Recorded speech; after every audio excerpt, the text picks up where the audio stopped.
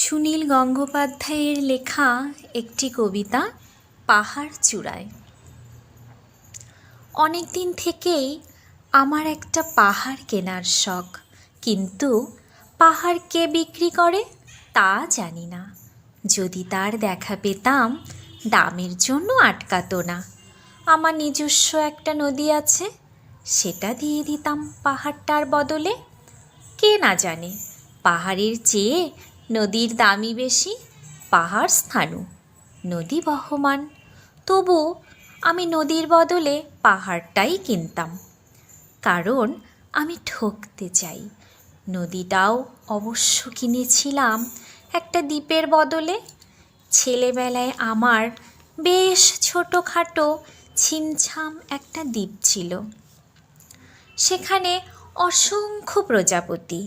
শৈশবে দ্বীপটি ছিল আমার বড় প্রিয়।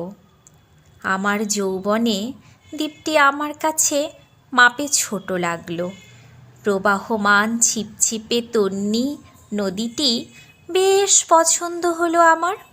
বন্ধুরা বলল, এইটুকু একটা দ্বীপের বিনিময়ে এত বড় একটা নদী পেয়েছিস, খুব জিতেছিস তো মাইরি।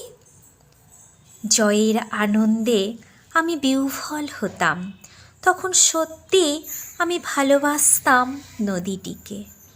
নদী আমার অনেক প্রশ্নের উত্তর দিত, যেমন, বলো তো আজ সন্ধ্যাবেলা বৃষ্টি হবে কি না?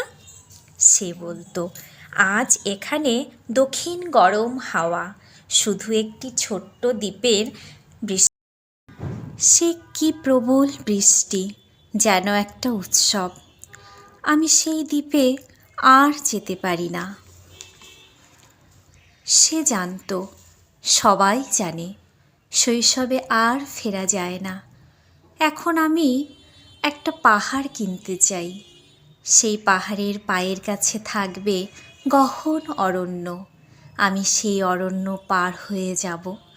তারপর শুধু রুক্ষ কঠিন পাহাড়, একেবারে চূড়ায়।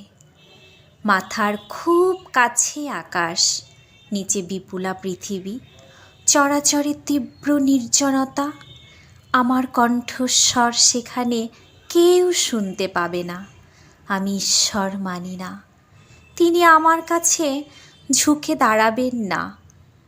আমি শুধু 10 দিককে উদ্দেশ্য করে বলবো, প্রত্যেক মানুষই অহংকারী। এখানে আমি একা, এখানে আমার কোনো অহংকার নেই। এখানে জয়ী হবার বদলে ক্ষমা চাইতে ভালো লাগে। হে 10 দিক, আমি কোনো দোষ করিনি, আমাকে ক্ষমা করো।